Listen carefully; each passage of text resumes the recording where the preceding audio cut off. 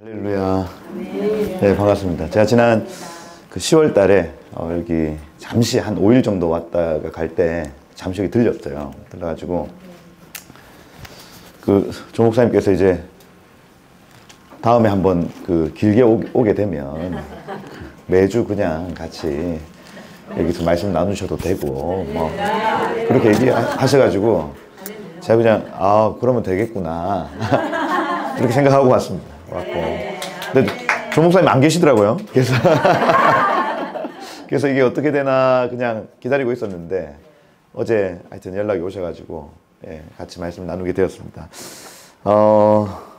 그죠. 이게 애틀란타 잠시 이제 한 일주일 됐나요? 일주일도 안 됐는데 있어 보니까 너무 하여튼 천국 같은 도시죠. 네, 그냥 편안하고 또 자연경관이나 뭐 모든 것이 천국하고 닮아 있겠다 이런 생각들을 합니다. 그 다음 제가 이제 와서 우리 성도들이 이렇게 환대해 주시고 이렇게 하는 걸 이렇게 볼 때에 천국에 제가 이제 꿈으로 갔을 때 천국 성도들이 환대 문화가 있더라고요.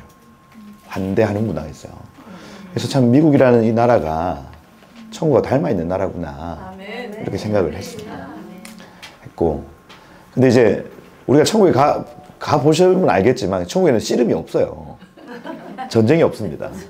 그러니 여기에서 깨어 있는다는 것 자체가 참 쉽지 않은 일이겠구나. 뭔가 우리 주님 오심을 기다리고 또 뭐 영적 전쟁하고 이런 일들을 이렇게 깨어서 하기가 참 쉽지 않은 도시이기도 하겠다 하는 거예요. 그래서 좀 우리 뭐 한인 교회들 계속 뭔가 깨어나라 하지만 사실 환경 자체가 막 뭘 깨어나? 이거 얼마나 행복하고 좋아 이렇게 되는 어떤 부분이 있어서 야, 참 이게 장단이 있구나 이런 생각들을 좀 하게 됩니다. 그럼에도 불구하고 여러분들 나라를 위해서 또 이스라엘 위해서 중보하시고 또 이렇게 예배하시는 여러분들 정말 진심으로 축복하고, 그렇죠? 여러분들의 기도를 통해서 하나님께서 일하실 줄 믿습니다. 네. 뭐 저도 이스라엘 위해서 이렇게 기도해야 되겠다 막 이런 적이 한 번도 없어요. 근데 제가 부산 땅에 있으면서 부산 땅의 부흥을 위해서 막 기도했어요. 2007년도 그때 저희 대학생들이 모여가지고 밤낮 부르짖었습니다. 부산 땅에 부흥 달라고. 그래가지고 제가 또 부산에서도 핍박받는 동네가 영도라고, 영아일랜드라고 있습니다. 영도 딸이. 거기는 다리를 건너야 들어가는 곳이 제 고향이에요. 거기는 부산 사람들도 무시합니다. 그래서, 근데 영도에 청년들이 막 모여서 밤낮 부르짖으며 막 기도를 했는데, 처음으로 거기서 막 교회들이 막 연합되기 시작하고, 52개 교회가 있었는데 그 교회들이 막 연합되고 담임 목사님들이 막 연합되고 그런 일들을 기도하니까 일어나더라고요. 근데 그 부산 땅을 기도하다 보니까 하나님이 점점 북한 땅을 먼저 기도하게 하시는 거예요. 그래서 그렇구나. 우리 어떤 도시가 잘 되고 민족이 잘 되고 대한민국이 잘 되고 이것 이전에 하나님 뭔가 풀길 원하시는 어떤 부분이 있구나. 그래서 북한 기도를 막 하기 시작합니다. 그 청년들이 북한 기도를 막 하기 시작하고, 근데 북한 기도를 막 하기 시작했더니 그 열쇠가 또 이스라엘에 있는 거예요. 이게 다 연결이 되어 있었어요. 그래서 참 이스라엘 위해서 막 기도해야지, 막 내가 깨어야지 이런 것이 아니라 내 가정을 위해서 기도하기 시작할 때에 그것이 도시와 연결되어 있고, 그럼 이 도시의 영적 이 중보가 필요하구나. 도시를 위해서 기도했더니 이 도시의 문제가 또 민족과 연결되어 있고, 그죠? 북한과 연결되어 있고 이스라엘과 연결되어 있고, 그래서 계속해서 이 중보의 끈이 연결되어 있으므로 그 가장 근원에 어떤 문제가 있는지를 파헤치고 그걸 집중해서 기도하는 것이 우리의 일이겠구나. 할렐루야. 여러분들 그 여정이 있을 줄 믿습니다. 네, 그래서 우리의 이 기도가 근원을 파헤치고, 그죠? 이 문제의 근원이 어디에 있는가 쭉 가봤을 때 거기에 지금 이 유대인들이 돌아오는 시간이구나. 이걸 기도하기 시작하면 요 모든 것들이 다 연결되어서 풀어지겠구나. 아멘이시죠?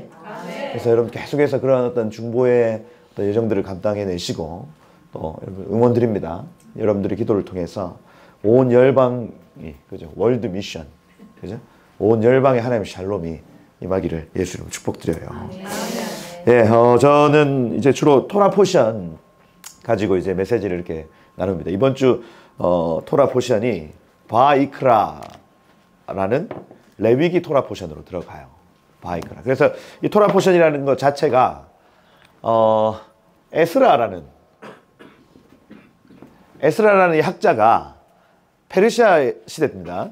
근데 이 바벨론 포로에 잡혀온 이유를 계속해서 묵상하고 고민해 봤더니 이거는 토라의 실패.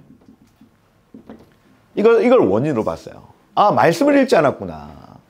말씀을 읽지 않았더니 이스라엘 백성들이 포로로 잡혔구나. 이걸 이제 인지하게 된 겁니다. 그래서 가장 먼저 했던 일들이 회당, 시나고그 모여서 말씀 읽는 장소를 만들었어요. 그래서 회당 문화가 페르시아 시대 때부터 일어나는 겁니다. 지금 시나고그 막 각 도시에 가도 회당이 있거든요. 근데 이 유대인들의 회당 문화는 요때예요, 요때. 우리의 실패는 토라의 실패다. 우리의 실패는 말씀의 실패다. 이걸 깨달은 거예요. 그러면 인생이 풀어지지 않을 때 학자 에스라가 발견했던 원인이 뭐냐? 우리 인생이 풀어지지 않을 때 나의 인생의 실패는 말씀의 실패구나. 그럼 우리가 인생이 너무너무 고단할 때 어떻게 결정하면 되냐면 다시 말씀으로 돌아가면 됩니다. 이거예요. 뭐 어떤 민족, 어떤 도시, 모든 영역, 모든 것이 마찬가지입니다. 우리의 실패 뒤에는 말씀의 실패가 있어요. 그러면 해결책은 단 하나입니다. 말씀으로 돌아가면 돼요. 그래서 회당을 만들고 두 번째 토라 포션 나눕니다. 몫을 나눠요. 창세기, 출애굽기, 레위기, 민수기, 신명기 5권의 책을 매주마다 읽을 수 있도록 몫을 다 나눠놔요. 그걸 토라 포션이라고 말하는 겁니다. 그래서 이 문화가 지금까지도 유대인들에게 이어져요. 그래서 파리에 가서 회당에 가면 바이크라, 레위기 본문을 지금 읽고 있습니다. 영국에 가도 그렇고요.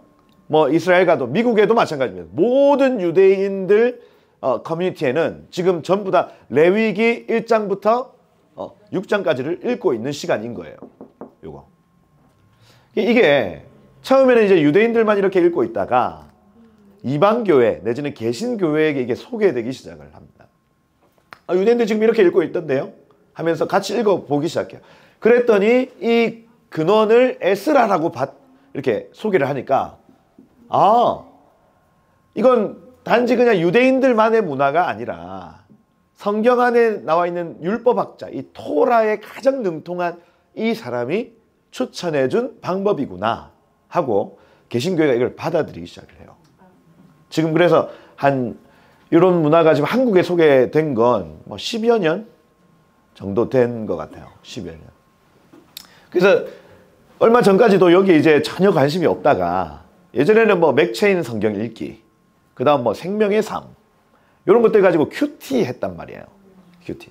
근데 이 큐티를 하면 어떤 현상이 나타나냐면 내 인생, 하나님의 말씀을 내 인생에 가지고 오는 건 참 좋습니다.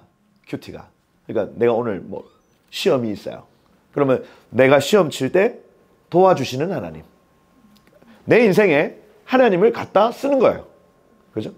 그래서 내 사업할 때 하나님이 나에게 도와주셨어. 요게 이제 콰이어 타임, 큐티 할 때 주로 나타나는 반응인 겁니다.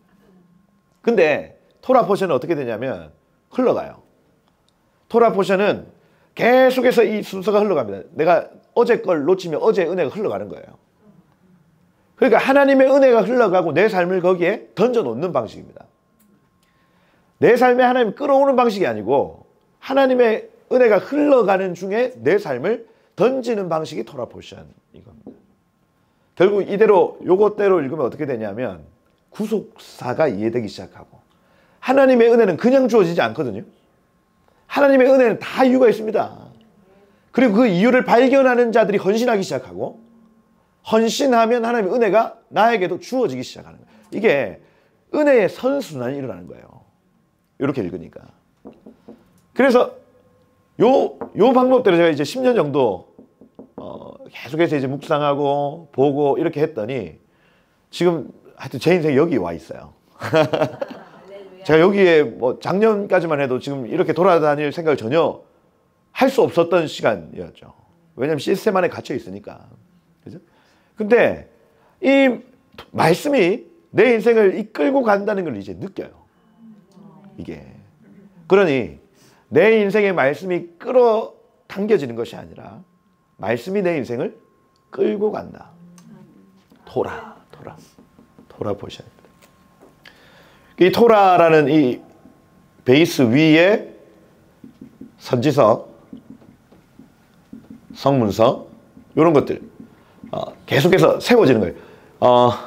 구약 성경은 세 가지로 되어 있습니다. 우리는 역사서, 모세오경, 역사서, 시가서, 선지서 4분류로 미국 교회, 독일 교회가 배우거든요. 한국 교회도 그렇게 가르칩니다. 신학교에서 4분류로 가르쳐요. 근데 유대인의 성경을 보면 3분류입니다. 3분류. 토라, 선지서, 성문서 이렇게 나눠져요. 그래서 순서도 다 다릅니다. 이 순서는 누가 정했냐? 에스라 정합니다. 에스라가. 그래서 성문서, 케투빔의 가장 마지막 책이 역대기인데 역대기를 에스라가 썼다고 봐요. 보통은 그렇습니다. 그래서 가장 마지막 책이 역대기다. 구약 성경의 가장 마지막 책은 역대기다. 역대기 누가 썼다? 에스라가 썼다. 그러니 에스라가 모든 성경의 시편의 순서, 성경의 순서 전부 다 에스라가 해놓은 거다. 근데 이걸요, 세투아진트라고, 이게 이제 헬라어로 70이라는 숫자인데 70인역입니다. 히브리어를 헬라어로 바꿔놓은 거예요. 그리고 헬라 철학 이렇게 얘기하면 이성 논리죠. 이성과 논리대로 성경을 재분류시킨 것이 지금 우리의 성경 순서라고요. 모세오경, 역사서, 시가서, 선지서 이렇게 구분해 놓은 게 헬라 철학에 의해서 그렇게 구분된 거다. 그럼 그 전까지는 히브리적 사고에서는 다른 순서로 이어진다는 얘기예요. 그죠? 그러면 토라의 베이스 위에 선지서, 여호수아서부터 시작하는 여호수아서가 선지서입니다. 역사서가 아니에요. 사사기, 선지서입니다. 역사서가 아니에요. 쭉 이어지는. 토라를 이해해야 선지서가 이해되는구나. 선지서를 이해해야 성문서, 케투빔, 시편, 잠언 이런 것들이 이해가 되는구나. 그 위에 복음서, 그죠? 사도행전, 서신서, 마지막 계시록 이렇게 이어지는 거예요.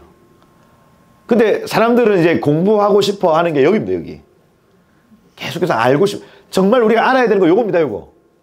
근데 요것만 공부해 가지고는 안 풀어져요. 여기에서부터 계속해서 풀고 나아가야 나중에 계시록이 이해가 되는 거예요. 저도 아직까지 이거 잘 못해요. 이게 저는 지금 요쯤 왔나? 요쯤 와 있습니다. 그래서 목표가 이제 계속 쭉 올라가는 거예요. 올라가는 거. 예수 그리스도의 다시 오심까지 토라의 베이스 위에서 풀어지는 거 말입니다. 이거예요. 그래서 이 토라 포션으로 여러분들 이 성경을 이해하는 것, 이게 토라를 계속해서 똑같은 그 포션을 올해 읽고 내년에 읽고 또 내년에 읽으면 계속해서 하나님 보게 하시는 것들이 있습니다. 하나님 이 말씀 하시려고 이걸 적어놨구나 알 수가 있어요. 그래서 이거 보셔야 돼. 기도할 때도 그 흐름대로 기도해 보시면 됩니다. 그러면 하나님 지금 역사하시고 지금 일하시는 어떤 영역들이 보이기 시작을 할 겁니다. 그래서 이번 주 토라 포션이 바이크라. 바 하면 그리고, 이 하면은 미완료 형태. 카라라는 요 단어가 중요한 단어입니다. 요 단어. 카라라는 이 단어. 그래서 레위기라는 이 책 제목이 LXX 70인역에서 왔다 했죠. 레위기는 레위인들의 책이거든요. 가만히 읽어봤더니 이 헬라 철학의 영향을 받은 학자들이 이걸 읽어봤더니 아 이건 레위인들의 책이구나 이해를 한 겁니다. 근데 본래 이름은 바이크라입니다. 바이크라. 이 책 제목, 레위기 책 제목 자체가 바이크라. 따라해보세요. 바이크라. 바이크라. 바이카라 하면은 그가 부르셨다. 그가 부르신다라는 이름이에요. 책 제목이. 그럼 뭐냐? 요건 이제 출애굽기의 이름 쉔오트 들어보셨어요? 쉔 하면 이름이거든. 이름. 뒤에 오트 붙으면 복수 형태입니다. 그래서 쉔 이름들이에요. 출애굽기의 본래 제목이 이름들이에요. 이름들. 그 안에 이름을 주목해 보셔야 된다는 얘기 이겁니다. 출애굽기 안에. 그죠? 근데 거기에 여호와 이름 나오죠. 모세의 이름 나오죠. 그다음 그 70명 하나님의 말씀에 순종하여 애굽으로 들어갔던 70명의 이스라엘 아들들 이름 나오죠. 그러니까 이름들에 주목해 보면 잘 읽는 거예요, 이거. 근데 맨 마지막에 하나님 이스라엘 공동체에게 이름을 주시는데 카할, 헬라어로 에클레시아, 한국어는 교회라는 이름을 주세요. 교회. 그래서 쉔오트, 출애굽기의 맨 마지막에 이름을 마지막에 딱 던져주시는데 교회라는 이름을 주신 겁니다. 교회. 그래서 이 출애굽기 안에서 이스라엘 백성들이 얻은 이름 뭐라고요? 교회. 교회. 에클레시아. 그걸 히브리어로는 카할 이렇게 표현합니다. 카할. 그 이름을 이젠 부르시는 하나님. 소환하다. 이 카라라는 이 동사 자체가 소환하다. 이름을 부르다 이렇게 되어 있습니다. 레위기는 그 교회의 이름을 불러 소환하는 책인 거예요. 출애굽기는 그 교회를 이집트에서 건져내는 내용. 레위기는 그 건져낸 이스라엘 백성들의 이름을 하나하나 부르시고 소환하시는 내용인 겁니다. 그래서 레위기는 소환하는 책이구나. 내지는 이름을 불러 초청하는 책이구나 하는 겁니다. 창세기, 출애굽기, 레위기, 민수기, 신명기 이 5권 책의 가장 중심에 레위기가 있죠. 이게 샌드위치 구조라고 히브리적 사고에서 가장 중앙에 있는 것이 주제라 할 수 있습니다. 주제. 토라의 주제는 여기 있어요. 그래서 우리가 누구보다 무엇보다도 어떤 성경보다도 이 레위기를 잘 이해해야 됩니다. 근데 일반적인 성도들은 어때요? 창세기, 출애굽기, 레위기가 빨리 넘어가고 민수기부터 다시 읽죠. 그죠? 아니면 여기서 포기하고 다시 1년 쉬다가 또 읽고 다시 여기 읽고 그죠? 근데 유대인들은요 5살만 딱 지나면 어느 본문부터 읽히냐면 레위기부터 읽힙니다. 레위기부터. 그러니 이 레위기라는 이 책이 그 토라라빠라는 책인가 하여튼 그 책에서 뭐라고 했냐면 레위기는 가장 순수한 책이다. 그래서 5살 이전부터 우리는 이것을 읽힌다 이렇게 돼 있어요. 왜 가장 순수한 책이냐? 사람이 어떻고 저떻고가 안 나옵니다. 어떤 사람이 이랬어, 어떤 사람이 저랬어 안 나옵니다. 하나님이 원하시는 가장 순수한 것만 여기 쫙 적어놨어요. 그래 이걸 어려서부터 읽으면 하나님이 어떤 생각을 가지고 계시고 하나님이 무엇을 원하시는지를 알 수가 있는 책인 겁니다. 그래 레위기 여러분 읽어야 되겠어요? 안 읽어야 되겠어요? 읽어야 돼요. 이거 읽어야 돼요. 우리의 모든 신앙생활의 어떤 기준과 잣대가 여기에 다 있습니다. 그대로 지키라는 얘기 아니죠. 요거 율법주의 아닙니다. 그죠? 우리 율법주의는 이렇게 계속 돌아가는 거예요. 돌아가는 거. 말씀대로 계속해서 똑같은 삶을 사는 게 율법주의고 우리의 삶은 하나님이 여러분들에게 요구하시는 요만큼입니다. 요만큼 지금은. 그죠? 레위기 안에서 내가 깨닫는 바를 요만큼 순종을 하다 보면 점점 더 커지고 요렇게 순종해 나가는 거예요. 율법주의는 요겁니다. 이거. 그래서 계속 이 완전한 삶을 또 살아. 근데 안 되잖아요. 좌절하는 좌절. 율법주의의 결론은 좌절밖에 없습니다. 근데 여기 히브라이즘이라고 이 유다이즘이고 유대주의고 이거는 히브리즘이거든. 유대이즘에는 좌절밖에 없고 히브리즘에는 상승과 확장이 있습니다. 그래서 작년에 이 바이크라를 읽으면서 나에게 하나님 주신 감동에 따라서 살아보면 요만큼 살아보면 이번 연도에는 조금 더 확장되고 깊어진다는 얘기. 또 내년에는 더 확장되고 깊어진다. 더 이렇게 되는 점진적 성화죠. 점진적 성화. 처음 성경 읽었다고 여러분 이 안에 있는 거 다 지킬 수 있습니까? 없습니까? 해보셨잖아요. 우리 안 됩니다. 안 돼요. 그런데 그래, 유대인들은 이거 요구하거든요. 온전히 살아. 샤bat 지켜. 그 돼지고기 먹으면 안 돼. 이걸 계속 얘기한단 말이야. 못합니다, 우리. 그럼 뭐냐? 우리가 깨달은 바대로 조금씩 순종하며 살면 하나님께서 더 깊은 은혜, 더 확장된 은혜를 허락하시는 거예요. 이게 히브라이즘이고 이게 유다이즘이에요. 우리 종교생활 하는 거 아닙니다. 우린 점점 더 하나님의 은혜로 하나님께 가까이 가는 삶을 은혜가 주도하는 삶을 살게 될 겁니다. 우리 종교생활 하는 게 아니라 은혜생활 하는 거예요. 아멘? 아멘. 읽어야 된다. 여기 레위기 1장 1절에 보면 이렇게 돼 있어요. 여호와께서 회막에서 모세를 부르시고 할 때 이 부르시고라는 이 단어가 바이크라입니다. 바이크라. 여호와께서 회막에서 모세를 부르시고 그에게 말씀하여 이르시되 이렇게 돼 있죠. 이 바이크라라는 이 단어는 보통은 하나님이 바요멜 어려운 얘기 계속하면 잘 모르겠다. 일단 알아듣듯이 보든지 바요멜이라는 요 단어를 가장 많이 써요. 여호와께서 말씀하여 이르시되 뭐 주로 이렇게 쓴단 말이에요. 바요멜 야훼 이렇게 한단 말이에요. 근데 이걸 안 쓰고 바이카를 요렇게 쓰는 건 특별한 순간입니다.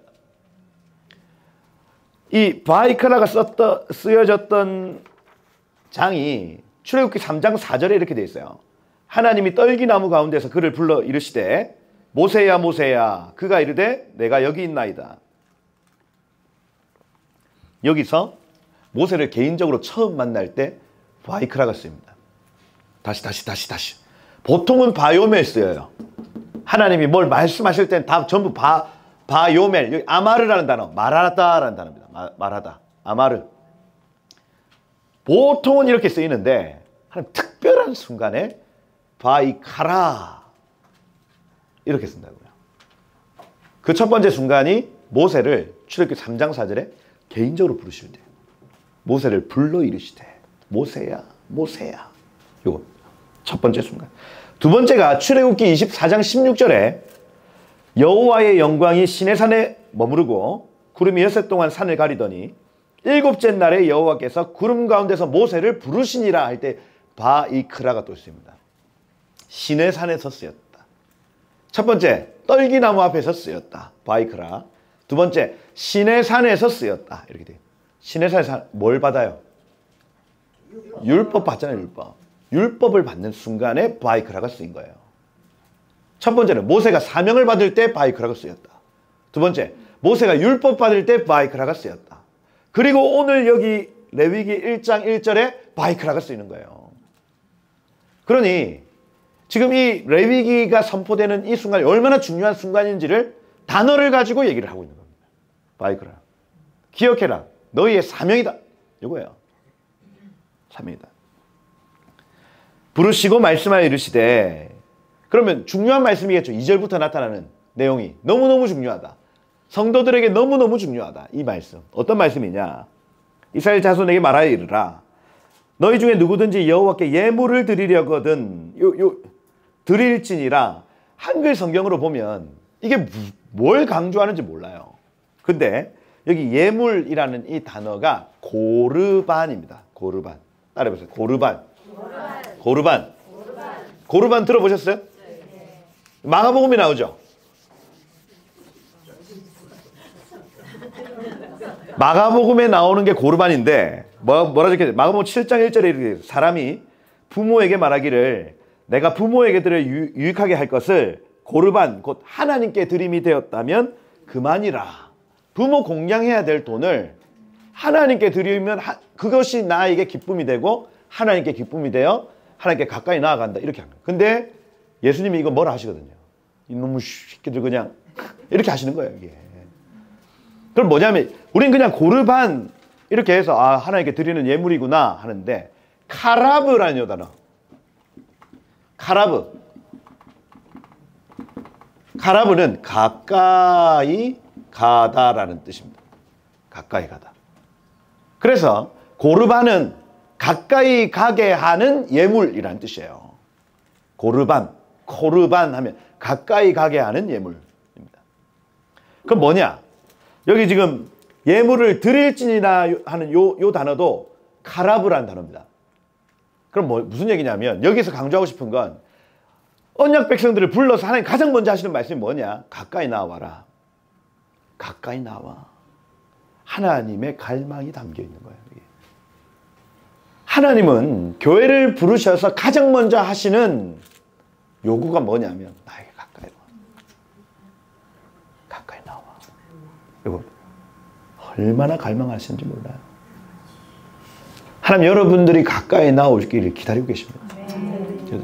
근데 우리가 가까이 가고 싶다고 할 수 있는 게 아니야. 고르반 예물이 있어야 된다는 얘기예요. 이거 가지고 와야 가까이 갈 수 있대. 그게 여기 1장, 2장, 3장, 4장, 5장에 나타나는 레위기의 5대 제사입니다. 요걸 통해서만 가까이 나아갈 수 있는 겁니다. 우리 가까이 나가고 싶어요, 주님. 잠시만. 너네 먼저 좀 처리돼야 될 게 있어. 그것에서 가장 먼저 나타나는 게 번제예요. 번제. 이거 어렵거든요. 여기 1장에 번제가 나옵니다. 얘들아, 바이크라, 내가 너희를 부른다. 불러서 하신 얘기가 가까이 나와. 예, 주님 가까이 갈게요. 잠시. 너희가 나에게 가까이 나오려면 예물을 가지고 나와야 돼. 그 예물이 고르반. 여기 3절부터가 그 내용이죠. 그 예물은 소의 번제이면 이 번제라는 단어가 올라거든요. 올라는 올려놓는 것입니다. 올려놓는 것. 소를 잡아서 올려놔야 된다는 얘기예요. 양을 잡아서 올려놔야 된다는 얘기예요. 그 양도 없으면 염소, 비둘기, 집에서 기르던 비둘기, 내지는 집에서라도 없으면 산에 가서 잡아서라도 올려드려야 된다는 얘기입니다. 그래야 나에게 가까이 나올 수 있어. 이 얘기예요. 근데 이거 잡는데 웃깁니다. 여기 3절에 보시면 흠없는 수컷으로 회막문 앞에서 여호와 앞에 기쁘게 받으시도록 드려라. 4절에 보면 그는 할 때 이 그는 제사장이 아니라 제주예요. 제주. 그러니까 제사의 주인이죠. 제사를 드리고 싶은 사람이 어떻게 하냐면 4절에 보면 번제물의 머리에 안수할지니 이렇게 되어 있습니다. 자, 소, 염소, 양 한 마리 딱 가져와요. 근데 가장 먼저 해야 될 일이 안수라. 안수. 누가? 제사장도 아니에요. 죄를 지은 나. 죄인이 그 제물에게 안수하는 겁니다. 그러면 나타나는 현상이 뭐냐? 그를 위하여 기쁘게 받으심이 되어 그를 위하여 속죄가 될 것이다. 이렇게 되어 있죠. 내가 안수하면 속죄, 죄가 덮어진대. 무슨 말이에요?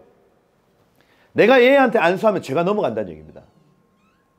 여러분 안수 많이 받잖아요. 우리가 어디 목사님 누가 오시면 안수해달라 막 하잖아요. 근데 안수하면 어떤 현상이 되면 옮겨지는 겁니다. 옮겨지는 거. 나에게 있는 것이 흘러가는 것입니다. 그러니까 아무나한테 안수 받으면 안 돼요. 그 사람이 어떤 사람인 줄 알고. 네, 맞아요. 그렇잖아요. 내가 이 제물에게 안수하면 고백합니다. 내 죄가 이 양에게 옮겨질지어다. 내 죄가 이 양에게 옮겨질지어다. 고백하는 거예요. 그러면 눈에 안 보이는데 내가 어제 지은 그 죄가 어린 양에게 넘어가는 거예요. 그렇게 죄가 덮여진다고 성경이 가르칩니다. 우리가 하나님께 가까이 나아가려면 이 번제가 필요하대요. 아니 주님 가까이 갈게요. 아니 잠시. 네 죄를 어린 양에게 옮겨라. 이게 첫 번째 가까이 나가는 방법. 옮겨. 그를 위해 속죄될 것이나 그는 여호와 앞에서 숫송아지 잡을 것이요 할 때 이 잡다라는 이 단어가 샤하트라는 단어인데 찌르다 이렇게 되어 있습니다. 그러니까 긴 어떤 송곳 가지고 양을 푹 찌르는 거예요. 누가? 죄의 주인이.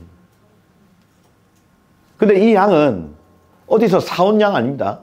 자기 집에서 기른 양이에요. 오늘날로 치면은 애완견. 그런 애입니다. 날 가장 사랑해주고 내가 가장 아꼈던 개를 데리고 와서 찌르는 겁니다. 내 죄 해결을 위해서.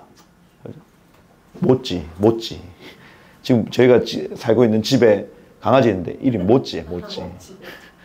모찌 데리고 와서 내 죄가 모찌에게 넘어갈지어다 하고 모찌를 송곳으로 찔러야 되는 겁니다. 그럼 피가 철철 나오면 그 피를 제사장이 탁 받아요. 피를 다 빼는 겁니다. 빼요. 근데 여러분 양이나 소나 염소 잡힐 때 소리 하나 안 냅니다. 그게 그 이사야 53장에 나오잖아요. 왜? 그는 도사장에 끌려가는 양과 같이 아무 소리도 내지 않았다 이렇게 돼 있거든요. 양은요 잡혀도 소리 안 냅니다. 예수 그리스도죠. 그죠?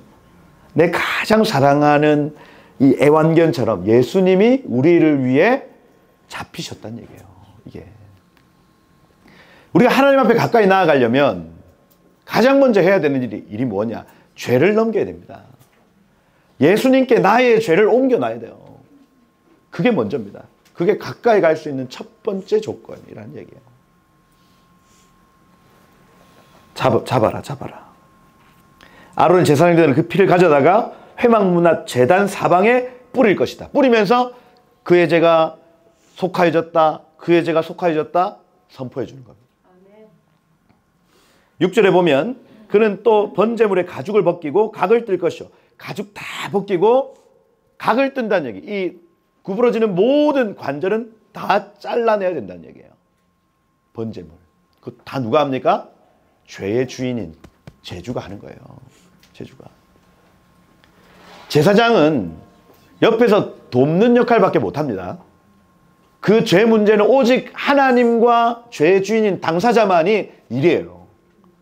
옆에서 목사님 또 뭐 사역자들이 도와줄 뿐이지 그 죄 문제를 해결하는 이 씨름은 오직 그의 씨름인 겁니다. 그의 씨름.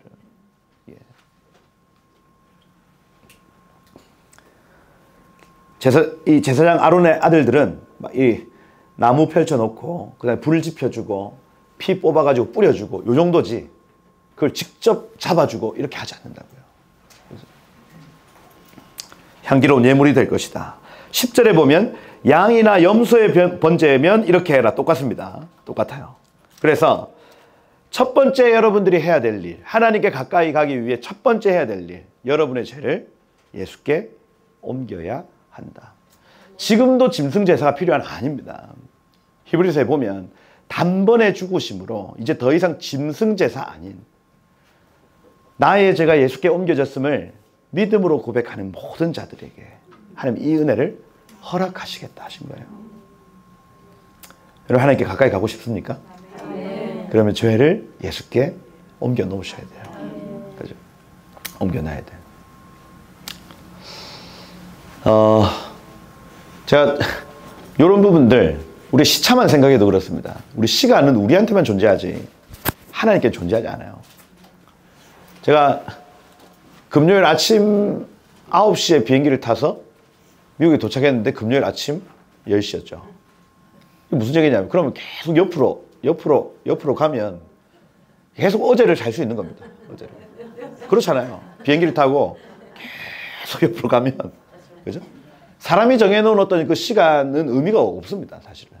그냥 모든 시간은 우리에게만 중요하지 하나님께는 어제나 오늘 영원토록 동일한 것, 동일한 것.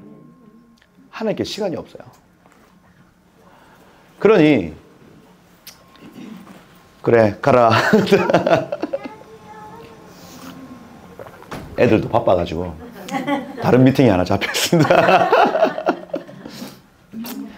자, 예수 그리스도의 그 십자가 사건이 2000년 전에 있었으면 우리에게나 2000년 전이지 하나님께는 그 일이 지금 일어나는 일하고 똑같은 거예요. 이게 우리가 믿음으로 주님, 내가 예수님께 십자가를 옮깁니다. 십자가 위에 계신 주님께 나의 죄를 옮깁니다. 고백하는 순간 그 일은 지금 일어나는 일이에요. 이게 2000년 전에 일어난 일이 아니라 지금 나를 위해 십자가 달려 죽으신다는 얘기예요. 하나님께 가까이 가시려면 예수님께 죄를 옮기셔야 돼요. 그러면 가까이 갈 수 있습니다. 그게 1장의 내용. 그럼 2장은 뭐냐? 2장은 소재겠죠. 소재 들어보셨어요? 두 번째 소재. 요 민하라고 하거든요. 민하. 만나흐라는 요 단어가 빌려주다라는 의미를 가져요. 근데 이번 뜻이 빌린 것을, 차용한 것을 되돌려드린다라는 의미를 가집니다. 근데 우리는 이걸 선물, 하나님께 선물 드린다 이렇게 하거든요. 선물은 내가 받은 것을 도로 돌려주는 거 아니잖아요. 선물은 내가 준비해서 하나님께 드리는 거지 않습니까? 근데 이 민하라는 뜻에 가장 깊이 가보면 받은 것을 돌려드린다. 이걸 우리 전문 용어로 감사 이렇게 표현합니다. 감사. 내가 받은 것을 감사한다. 그래서 하나님께 가까이 가는 두 번째 방법은 뭐냐? 감사요, 감사. 하나님, 내가 지금 누리고 있는 모든 것은 주님이 주신 것입니다. 하고 감사하면 가까이 갈 수 있대요, 여러분. 부르신 자들에게 하나님 요구하시는 두 번째 가라브, 두 번째 뭐냐? 감사입니다, 감사. 미나는 그래서 감사다, 감사. 이건 제 문제 해결. 감사로 나아가셔야 돼, 감사로. 그죠? 감사하시면 나아갈 수 있다. 그죠? 감사의 방법이 있죠. 첫 번째, 고운 가루로 해야 된다. 여기 2절에 보면 고운 가루 한 움큼 이렇게 되어 있습니다. 고운 가루는, 여러분, 굵은 가루는 껍질하고 나달하고 같이 갈아요. 굵은 가루는. 고운 가루는 껍질은 함께 갈지 않습니다. 그러면 알곡과 가라지를 같이 갈면 굵은 가루, 알곡만 따로 빼서 갈면 고운 가루 이렇게 되는 거예요. 그럼 감사할 때에 껍질은 빼란 얘기입니다. 껍질 빼. 이거예요. 나중에 11절에 보면 누룩이나 꿀 넣지 마 이렇게 하거든요. 이건 역시도 누룩이나 꿀은 발효성이 있어서 본질을 부풀리는 속성이죠. 껍질 빼. 그 다음 부풀리지 마. 이거예요. 하나님 나에게 주신 것을 부풀려서 안 해도 돼. 껍질 그냥 포장해서 이걸 갈아서 감사 올리지 마. 있는 모습 그대로 하나님 주신 것 그대로 감사하면 돼. 이겁니다. 고운 가루를 드려야 된다. 기름을 같이 넣으라 이렇게 되어 있거든요. 기름도 여러분 연자맷돌로 올리브 기름을 어떻게 하냐면 연자맷돌 밑에 올리브 열매를 계속해서 넣어서 연자맷돌 돌리면 이게 갈리다가 엑스트라 버진이 나오죠. 이게 그러면 계속해서 뭔가 이렇게 갈아 넣는 겁니다. 우리 인생에 으개지고, 그죠? 빠지고. 그래서 내 삶에 하나님 주신 것이 다 완전히 소화된 상태, 기름이거든요. 거기에 유향을 섞어라 이렇게 되어 있습니다. 유향을 레보나 라반이거든요. 라반은 하얗다라는 뜻입니다. 그 라반이 그 라반 맞아요. 하얗다. 광명의 천사 하얗다.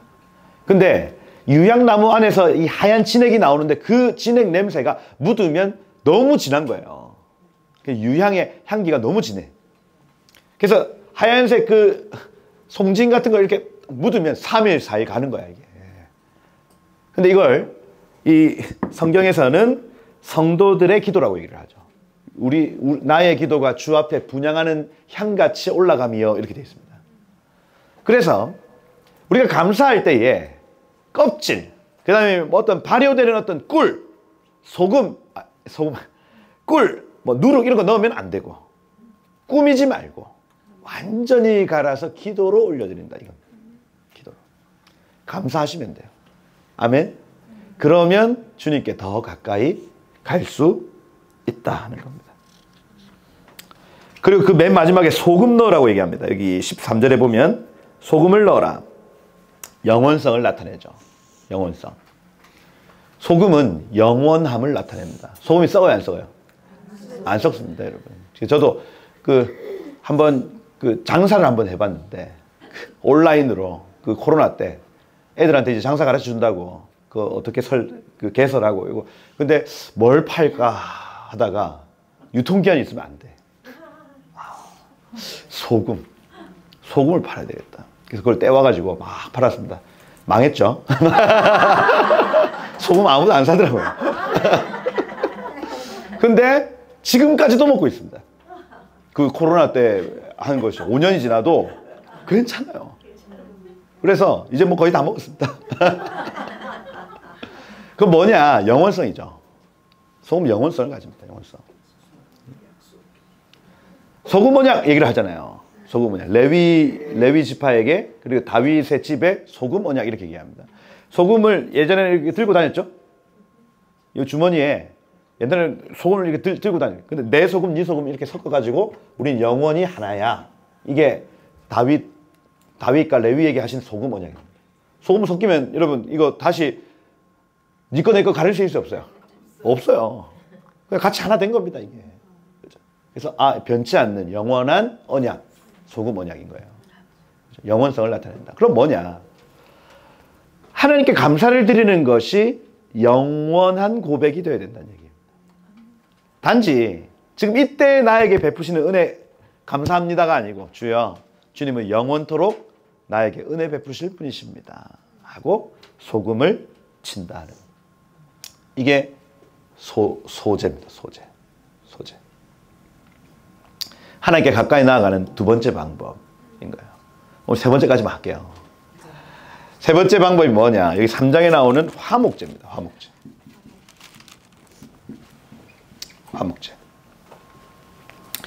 화목의 제사를 드리면 하나님께 가까이 나아갈 수 있다. 화목제는 헬레브, 기름은 하나님께 드리고 가장 귀한 것은 하나님께 드리고 나머지 뒷다리살, 안심살 이런 거는 제사장과 함께 나눠 먹고 다른 나머지 쌀은 이웃과 함께 나눠 먹는 제사인 거예요. 화목제. 그럼 뭐냐? 하나님께 가까이 가려면 내 제 문제가 해결돼야 되는구나. 두 번째, 감사로서 하나님께 나아갈 수 있구나. 세 번째, 나눔으로써 가까이 갈 수 있구나 하는 겁니다. 나눔으로써. 그 얘기예요. 그 얘기. 화목제를 드리는 세 가지 조건이 있어요. 화목제는 이때 드리면 된다. 그게 7장 11절인가? 7장 11절에 화목 제물의 규례는 이러하니라 해놓고 12절에 보면 감사함으로 드리려면 이렇게 되죠. 감사함으로 드리려면. 그 다음 여기 16절에 보면 서원이나 자원하는 것으로 드리려면 이렇게 되어 있습니다. 총 세 가지예요. 감사제, 서원제, 자원제. 이 세 가지입니다. 다시. 자, 보시면 화목제, 나누는 제사입니다. 나눔으로서 하나님께 가까이 갈 수 있습니다. 근데 언제 이웃들과 함께 나누냐? 감사할 때, 서원할 때, 자원할 때입니다. 감사, 서원, 자원. 사람들하고 막 고기를 막 나눠요. 이거 왜 주는 겁니까? 할 때에 이번에 내가 감사할 일이 있었잖아. 이거예요. 이번에 우리 아들이 어느 대학교 들어갔잖아. 얼마나 감사한지 몰라 하고 어떻게 이웃과 함께 나눈다는 의미입니다. 제사장과 함께 나눈다는 의미예요. 이게 그것이 하나님께 가까이 나아가는 세 번째 방법이래요, 여러분. 감사한 일이 있을 때 나눠라. 두 번째, 서원제가 있습니다. 서원제. 서원제는 뭐냐면 네데르라는 요 단어. 그래서 무언가 하나님 앞에 서원할 거리가 생겼을 때 그때 이웃들과 함께 나누고, 서원을 지켜냈을 때 이웃들과 함께 나누는 겁니다. 여러분, 우리 서원 요즘에 잘 안 하잖아요, 사실. 근데 옛날에는 하나님, 제가 서원합니다. 하나님, 제가 이렇게 결정합니다 하고 막 내어드려요.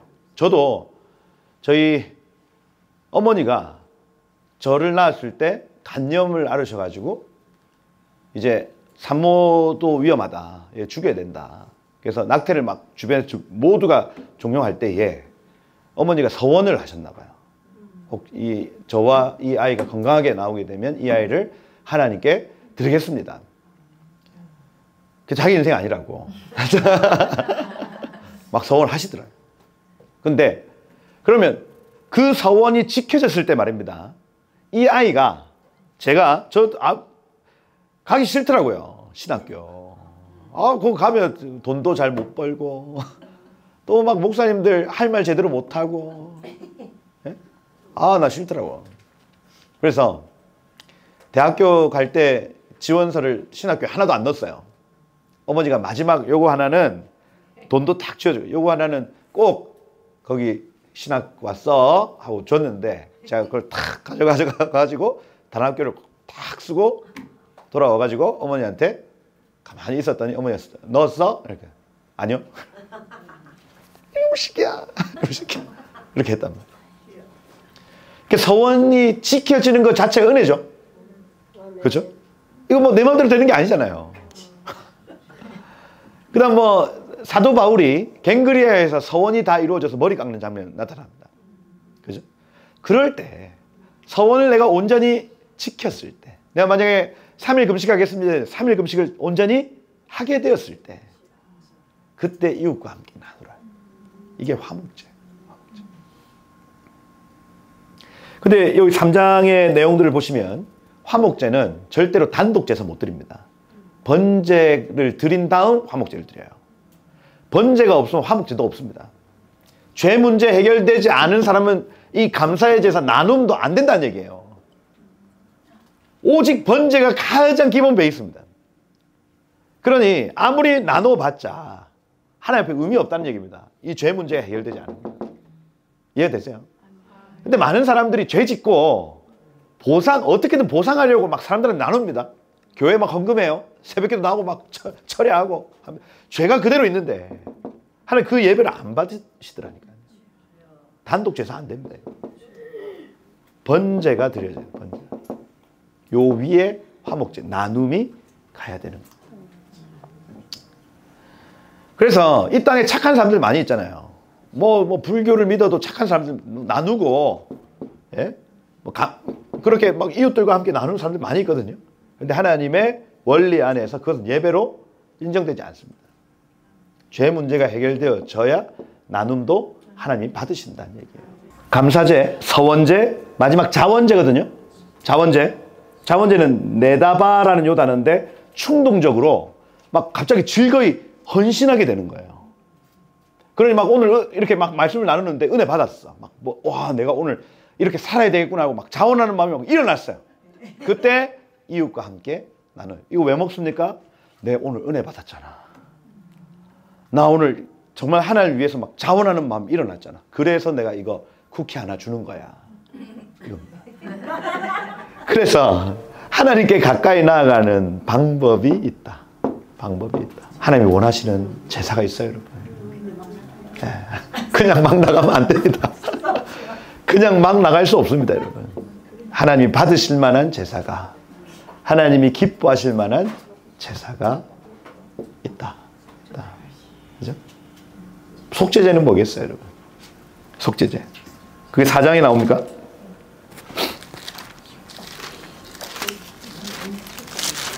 화목제 3장에 나오고 4장에 속죄제 나오거든요. 속죄제 역시 분향단 뿔. 속죄제에서 설명하고 있는 건 뭐냐면 제물의 크기가 다 달라요. 그럼 뭐냐면 제사장이 만약에 죄를 지었을 때는 소, 이스라엘 온 백성들이 죄를 지었을 때는 소. 그러니 제사장의 죄의 크기와 이스라엘 전체의 죄의 크기가 똑같습니다. 제사장은 교회예요, 교회. 교회와 온 민족의 죄는 크기가 같다. 이겁니다. 그리고 얘 소를 잡았을 때 그 피를 가져다가 분향단의 뿔에 바릅니다. 분향단은 어디에 있냐면 성소 안에 있어요. 하나님의 임재 안에 있습니다. 거기에 피를 바른다는 얘기는 거기까지 죄의 영향력이 미쳤다는 얘기입니다. 그 나중에 여기 4장의 22절에 보면 족장들이 나올 때에는, 그 다음 27절에 평민의 한 사람이 나올 때에는 피를 받아가지고 어디까지 뿌리냐면 번제단 뿔에 발라요. 그러면 하나님의 임재까지는 영향을 준다 못 준다? 못 주죠. 하나님의 임재는 영향을 주지 못하지만 백성들이 드나드는 곳에는 영향을 줬으니 거기다가 피를 바르는 거예요. 여기서 우리가 알 수 있는 게 뭐냐면 죄의 크기가 다르구나. 무엇에 따라서? 직분에 따라서. 목사가 죄를 지으면 하나님의 임재 가운데 영향이 가기 때문에 죄값이 치러져야 돼요. 소의 값이 치러져야 된다는 거예요. 교회가 죄를 지었다? 하나님이 가만 안 놔둡니다.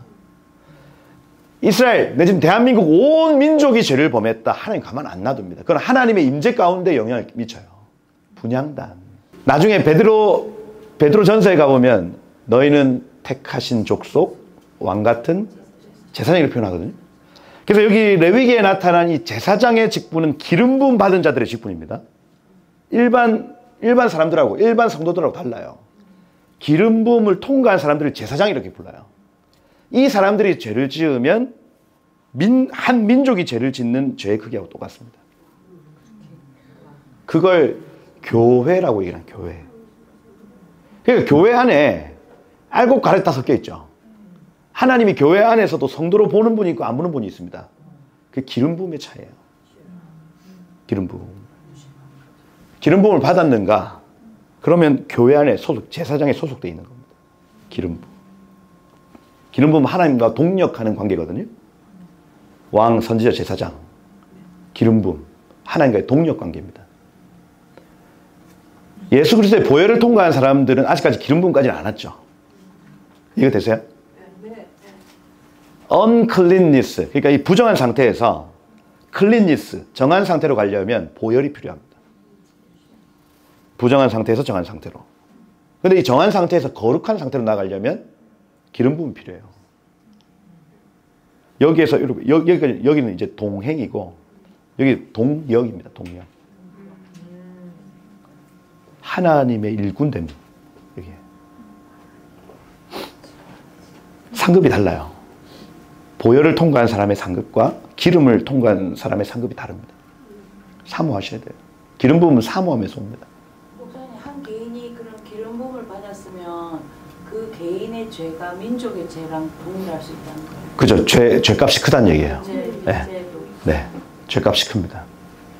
그래서 지금 민족 가운데 일어나는 여러 가지 일들은 사실은 기름 부음 받은 사람들과 관련된 일들이 많이 있을 거예요. 분명히. 하나님이 쓰시는 사람들의 죄 말입니다. 그걸 전 쉽게 얘기해서 교회의 죄라 이렇게 얘기를 하는 거예요. 교회의 죄. 지금 일어나는 대한민국에 일어나는 여러 가지 일들 말입니다. 막 터지고 모든 일들이 사실은 깊이 가보면 교회의 죄예요. 교회의 죄. 그래서 교회가 막 들고 일어나고 막 이러고 있지만 사실은 우리 손가락질하는 이 손가락 이것이 결국 이렇게 되는 겁니다. 이렇게. 부정선거 이렇게 얘기할 때 교회 안에 부정선거 많거든요. 저는 잘 알지 않습니까? 고신교단이 있었어요. 그러면 노회에서 이제 그 투표할 때 다 정해져 있습니다, 여러분. 결과가 이미 다 정해져 있어요. 그것대로 그냥 가는 거예요. 교회도 그런데 교회도. 그러니 똑바로 해, 똑바로 해 이렇게 되는 겁니다. 이게 죄 문제가 해결이 안 되면 터지죠. 결국 터집니다. 이 뻐꾸기 온몸으로 우는 겁니다, 그냥. 그게 속죄제의 규례 안에의 핵심입니다. 직분마다 죄의 값이 다 다르구나. 그리고 죄의 영향력도 다르구나. 분향단까지 영향을 미치는 죄가 있고 번제단까지 영향을 미치는 죄가 있구나. 그걸 가르쳐 주는 겁니다. 그죠? 그러니 공동체의 죄 내지는 한 개인의 죄들이 해결되어야 가까이 간다는 얘기겠죠. 그리고 공동체성을 가집니다. 이 속죄죄 같은 경우에는 속죄죄의 제사를 통해서 공동체가 함께 하나님 앞에 가까이 나아갈 수 있다는 얘기를 하는 거예요. 그리고 마지막 속건죄. 속건죄는 야샴이라는 단어거든요. 야샴은 선을 넘다라는 뜻입니다. 선을 넘다. 건너서 밟고 침범하다 이렇게 되어 있어요. 그래서 여기 레위기 5장 15절부터 19절까지는 여호와의 성물에 대한 속건죄 이렇게 돼요. 속건죄는 무조건 두 가지로 나뉩니다. 여호와의 성물에 대해서 선을 넘었을 때 그 선 넘은 것에 5분의 1을 더해서 20% 더해서 물려주는 겁니다. 그래서 이거는 5분의 1 제사예요. 속건죄는. 보상제도입니다. 보상제도. 여호와의 성물을 훼손했어. 이게 선 넘은 거라고 얘기를 하는데 그걸 다시 그 값을 치르는 것에 20%를 더해서 줘라. 그게 5장 15절부터 19절까지의 내용. 6장 1절부터 7절까지는 이웃에 대한 속건죄거든요. 이웃의 물건을 도둑질했습니다. 그 도로 돌려줄 때에 20%를 더해야 죄가 속하여진다는 얘기입니다. 5분의 1 제사라고요. 그래서 하나님께 가까이 나아갈 때에 단지 그냥 아유 주님 날 용서해 주셔서 감사합니다. 사람을 때렸어. 때렸단 말이에요. 막 때렸어요. 그러면 피해 보상해야 되잖아요. 때린 것만큼 돌려주면 속건이 안 되고 거기에 상품권 20만 원이라도 더 챙겨서 줘야 하나님이 가까이 하신다는 얘기입니다. 그게 속건죄예요. 근데 여러분 예전에 과거에 뭐 미량이란 영화 뭐 이런 걸 보면 어떻게 하냐면 내 아이를 죽였어.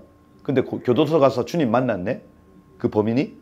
그래가지고 겨우 이 사람도 교회에 나와가지고 겨우겨우 용서하는 마음을 하나님 주셔가지고 교도소 가서 나 사실 예수 믿고 하나님이 용서할 마음을 주셔서 당신 찾아왔습니다 했는데 얘가 벌써 나는 용서 받았습니다 이렇게 해버린 거예요. 그러니까 이 여자 돌아버리죠. 누구 마음대로 네가 용서를 받았어. 내가 용서를 안 했는데 확 돌아가지고 그때부터 정신 이상해져가지고 교회 가가지고 막 이상한 짓 하죠.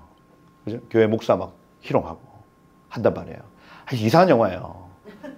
근데 그 영화의 핵심은 뭐냐면 피해를 준 저 가해자가 피해자한테 피해 보상하지 않고 그죠? 이 속건죄에 대한 규례가 없으니 저 세상 사람들이 보기에 크리스천들은 죄를 짓고도 이 사람한테 죄를 짓고도 하나님 앞에 가서 용서를 구해서 용서받았다고 자유하는 사람들, 이상한 사람들.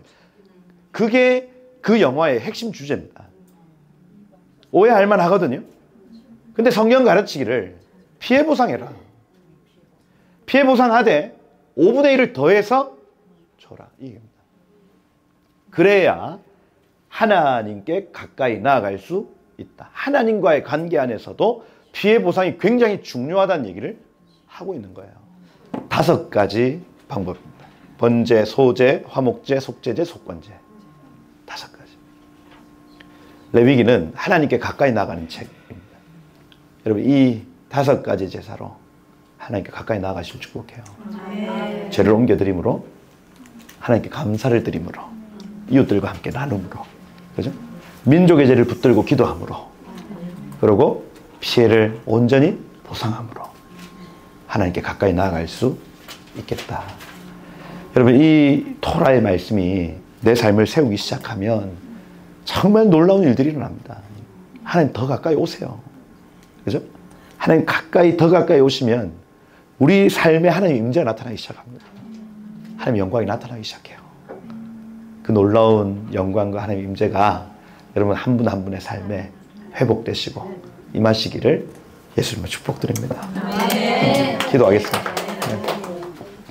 한 가지 한번 기도하고 오늘 마치겠습니다. 그래서 하나님 오늘 이 레위기의 5대 제사 배웠는데 하나님 이것대로 우리가 함께 씨름하다가 하나님 우리 이 땅에서 하나님 영광을 보는 자들 되게 하시고 하나님 이 속에 숨겨진 예수 그리스도 그렇게 삶으로 전하다가 하나님 우리가 정말 주님 만나는 우리들 되게 하여 주옵소서 하고 내 죄를 어린 양께 옮깁니다. 나를 정결케 하시고 주님 곁으로 날 인도하여 주옵소서. 내게 있는 모든 것이 다 주님께로 왔으니 감사하며 주 앞에 나아갈 때 주여 가깝게 하옵소서. 내게 주신 기쁨 이웃들과 함께 나누길 원하오니 주여 그 기쁨 흘러가게 하시고 하나님 나의 가정과 교회와 민족을 위해 함께 기도하오니 주여 하늘의 문을 열어 주옵소서.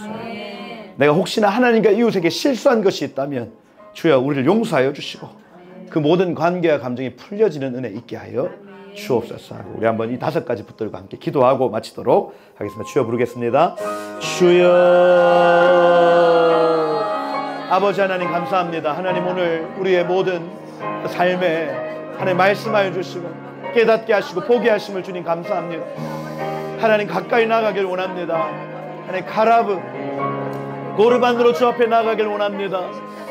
하나님 어린 양이신 주님께 나의 죄를 옮기고 하나님 이 시간 온전한 속죄가 우리의 삶에 이루어지길 이 시간 원합니다. 주여 기름 부어 주옵소서. 하나님 내게 있는 모든 것이 주님께로 왔사오니 주님 이것 가지고 온전히 주님을 예배할 때에 주님 더 가깝게 찾아오시고 주의 영광으로 자정하여 주옵소서. 주님 나에게 주신 이 기쁨을 흘러가길 원합니다. 나누길 원합니다.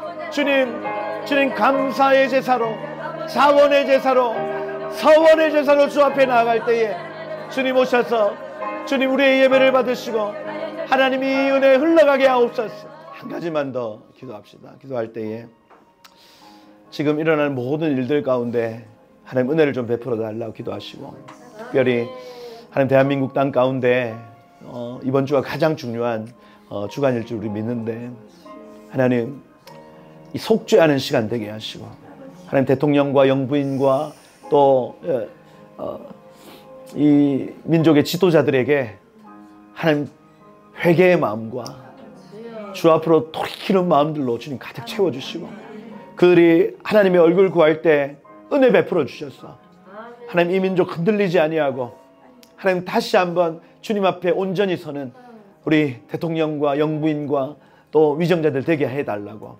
하나님 모든 거짓들 다 드러나게 하시고 하나님 그렇게 하나님 받으실 만한 하나님 민족 되어져서 하나님 뒤로 물러나 침례에 빠지는 민족 아니라 하나님 영혼을 구원함에 이르는 믿음을 가진 민족으로 하나님 다시 한번 기름 부어 주옵소서.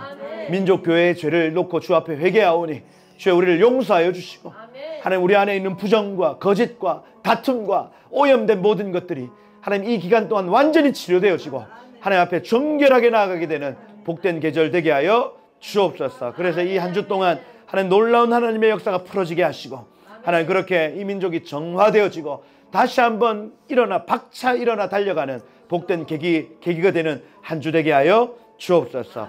또 이스라엘 붙들고 좀 중보하며 기도할 때에 하나님 저 민족 역시도 하나님 앞에 속죄가 일어나게 하시며 하나님 그렇게 하나님 전쟁 중에 여러 환난 중에 반유대주의 중에 하나님 그들의 죄가 발견되어지고 하나님 예수께 돌아오는 역사 일어나게 하시고 예수가 메시아 하나님 그리스도이심을 고백하는 수많은 유대인들이 일어나는 복된 시간 되게 하여 주옵소서 하고 우리 한번 이 대한민국과 이스라엘을 한번 축복하며 중보하며 우리 주의 이름으로 한 번 더 기도하며 나가도록 하겠습니다. 함께 기도하십시다.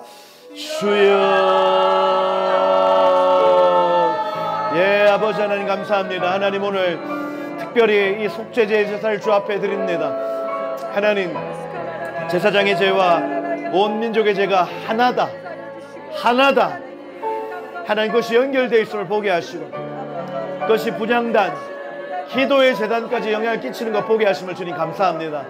하나님 우리 안에 하나님 이 중보가 풀어질 때에 하나님 우리를 용서하여 주시고 민족교회를 용서하여 주시고 이 민족 다시 살려주십시오. 이 민족 다시 살려주십시오. 이 민족 다시 살려주십시오. 주님 온전히 아버지의 뜻이 온전히 이루어지도록 하나님 이 민족을 깨워주시고 살려주시고 기름 부으셔서 하나님 온전한 속죄의 제사로 주 앞에 나아가며 영광으로 주님 민재와 영광 앞에 회복되어지는 놀라운 시간 되게 하옵소서. 마지막으로 한 가지만 더 기도하고 마치겠습니다. 이 미국 땅과 이 애틀란타 땅을 한번 중보하면서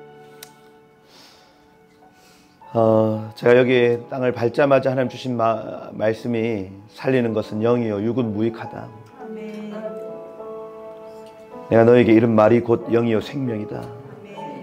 그래서 그 말씀의 회복과 이 특별히 이 땅의 한인교회들 안에 살리는 것은 영이요 육은 무익하다 하는 이 말씀이 깨달아지게 하시고, 그래서 각 교회의 이 말씀을 맡은 자들을 하는 꿈에서도 환상으로 또 말씀을 연구하는 중에 만나 주셔서 그 말씀의 헌신과 또 이 말씀의 이 도전들이 회복되어지는 것 기도하게 하셨어요. 그래서 이 시간 한번 그렇게 하나님, 살리는 것은 영이요 육은 무익하다 하셨는데 하나님 이 땅에 있는 이 교회들을 깨워주셔서 이 영의 사역들 일어나게 하시고, 말씀 사역 회복되게 하시고, 또 이 성령의 운동들이 회복되게 하셔서, 그래서 이 진리와 영에 따라 하나님 이 땅이 회복되어지고, 하나님 이 땅에서 놀라운 하나님의 임재와 영광과 방문이 회복되어지도록 저 역사하여 달라고 이 땅의 교회들을 깨워주시고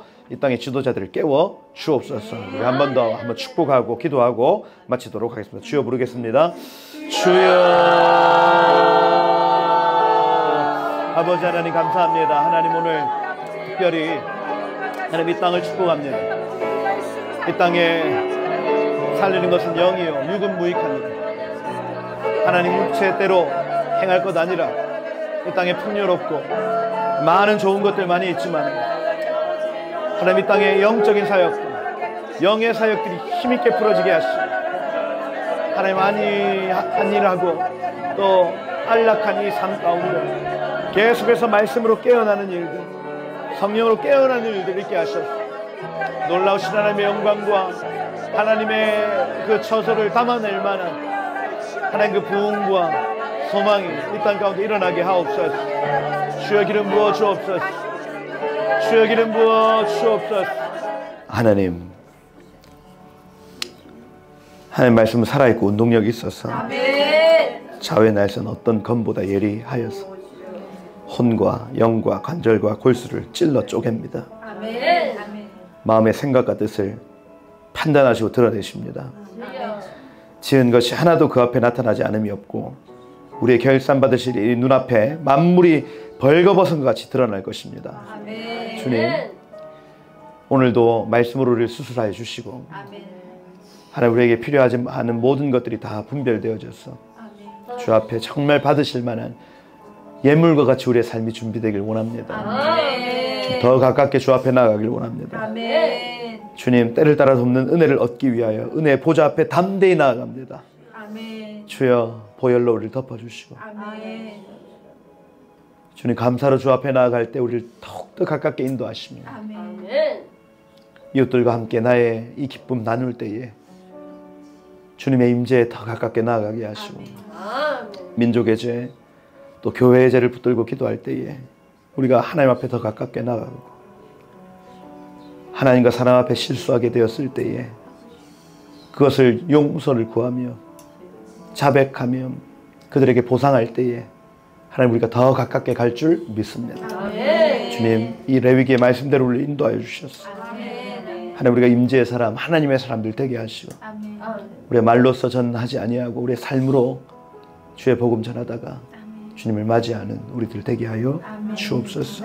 하나님 종들의 기도를 통해서 하나님 온 열방 가운데 하나님의 일들이 나타나길 이 시간 축복하오니, 주여 하나님 우리가 기도를 쉬는 죄를 범치 않게 하시고, 하나님 우리가 골방에서 드리는 그 작은 기도도 듣고 일하시는 주여, 하나님 우리에게 기도의 영을 부어주시고 기도할 제목들을 허락하여 주시며 놀라우신 그 하나님의 역사를 기도로 체험하는 우리들 되게 하여 주옵소서. 그렇게 이 한 주 가운데 이 은혜로 우리를 인도하실 주님을 기대합니다. 주님 모든 영광을 주님만 받아 주옵소서. 살아계신 예수 그리스도의 이름으로 기도드립니다. 아멘. 지금은 우리 주 예수 그리스도의 그 크신 은혜와 하나님의 사랑과 성령의 교통하시고 거룩하게 하시고 가까이 인도하시는 은혜가 오늘 이 레위기의 삶을 살아내기를 소원하고 결정하는 우리 모든 지체들의 머리 위에 지금부터 영원토록 함께 있을지어다. 아멘.